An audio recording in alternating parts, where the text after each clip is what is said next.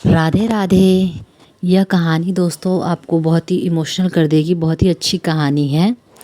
लाल रंग की चादर। सूरजपुर गांव के एक पुराने मकान में रहने वाली आर्या को बचपन से ही एक बात बहुत अजीब लगती थी कि उसके घर के सबसे अंदर वाले कमरे में एक लकड़ी की संदूक रखी थी जिस पर हमेशा ताला लगा रहता था।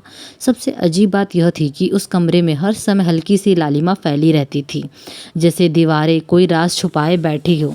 दादी ने सख्त मना किया था कि उस संदूक को कभी मत खोलना आर्या, लेकिन उनकी आंखों में डर था। सिर्फ मना नहीं। एक रात तेज आंधी चल रही थी, बिजली बार बार चमक रही थी। उसी रात दादी की तबीयत अचानक बिगड़ी। सोते सोते उन्होंने आर्या का हाथ पकड़ लिया और कांपती आवाज़ में बोली, अगर मैं सुबह तक ना रहूं तो लाल चादर संभाल लेना। आर्या का दिल तेज धड़कने लगा। लाल चादर अगली सुबह दादी नहीं रही। कुछ दिनों बाद आर्या घर पर अकेली थी। घर में अजीब सी खामोशी थी। उसे दादी की बात याद आई। कांपते हाथों से उसने संदूक का ताला खोला। अंदर एक गहरी लाल रंग की चादर रखी थी। चादर को छूते ही आर्या को ऐसा लगा जैसे किसी ने फुसफुसाकर उसका नाम लिया हो।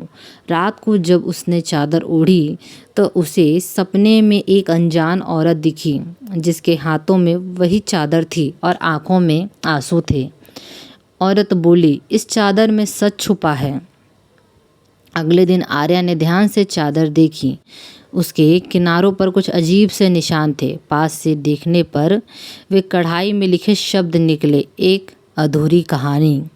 वह कहानी एक ऐसी स्त्री की थी जिसने अपने बच्चे को बचाने के लिए अपनी पूरी ज़िंदगी कुर्बान कर दी। आर्या समझ गई कि यह चादर किसी आत्मा का कैद खाना नहीं बल्कि त्याग और प्रेम की आखिरी निशानी थी। दादी उस रहस्य को इसलिए छुपाई थी ताकि वह सुरक्षित रहे। उस रात आर्या ने चादर को माथे से लगाया। कमरे की लालिमा धीरे धीरे कम हो गई। अब डर नहीं था, सिर्फ सुकून था। कुछ राज डराने के लिए नहीं होते, वे हमें मजबूत बनाने के लिए होते हैं। दोस्तों, अगर आपको मेरी कहानी और मेरे मेहंदी डिज़ाइन वीडियो पसंद आते हो तो प्लीज़ चैनल को लाइक शेयर सब्सक्राइब कीजिएगा। दोस्तों प्लीज़ सपोर्ट मी।